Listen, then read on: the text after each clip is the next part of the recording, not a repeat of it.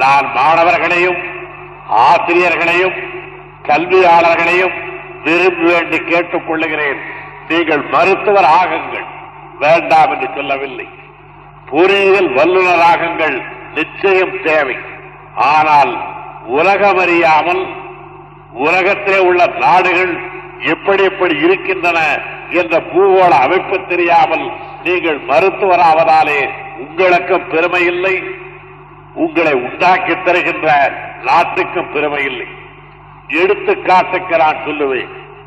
இங்கிருந்து பட்டம் பெற்ற ஒரு பொறியியல் வல்லுநர் அமெரிக்காவுக்கு சென்று அங்கே இருக்கின்ற பல்வேறு வகையான கட்டட அமைப்புகளை கண்டு தம்முடைய கருத்துக்களை எல்லாம் எடுத்துச் சொல்லி அங்கே உள்ளவர் வியந்து பாராட்டி இவர் நேர்த்தியான பொறியியல் வல்லுநர் என்று வியந்து அவருக்கு புகழாரம் சூட்டி அதற்கு பிறகு வரை உட்கார வைத்துக் கொண்டு உங்களுடைய நாட்டில் பாண்டிய மன்னன் என்று ஒருவர் இருந்தாராமே, அவரை பற்றி விவரம் தெரியுமா என்று கேட்டவுடன் எனக்கு அதை பற்றி தெரியாது, நான் பொறியியல் வல்லுநர் என்று சொன்னால் வருத்தப்படுவார்கள்.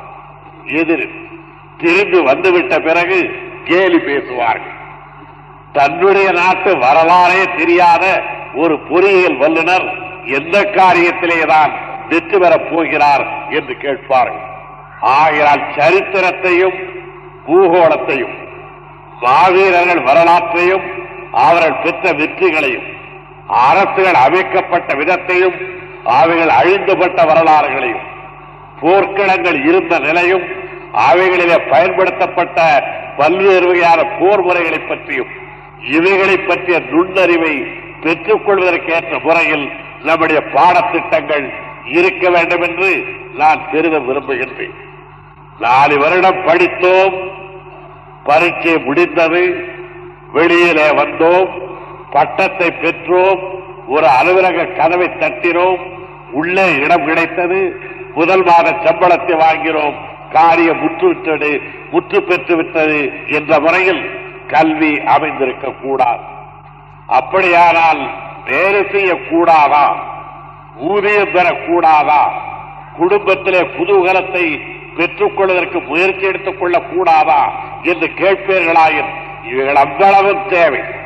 ஆனால் அதே நேரத்தில் பூகோளத்தையும் வரலாற்றையும் நம்முடைய பாடத்திட்டத்திலே இருந்து அடியோடு ஒதுக்கி விடுவது பழங்காலத்திற்கும் இக்காலத்திற்கும் ஏற்படக்கூடிய ஒரு தொடர்பினை நாம அறுத்துக் கொள்வதாக முடியும்.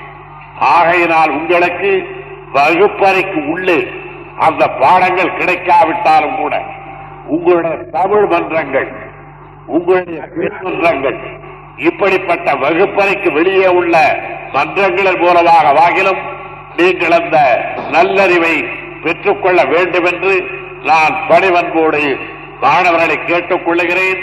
மிகுந்த உரிமை உணர்ச்சியோடு ஆசிரியர்களுக்கு இதனுடைய அவசியத்தை பற்றி எடுத்துச் சொல்ல கடமைப்பட்டிருக்கிறேன்.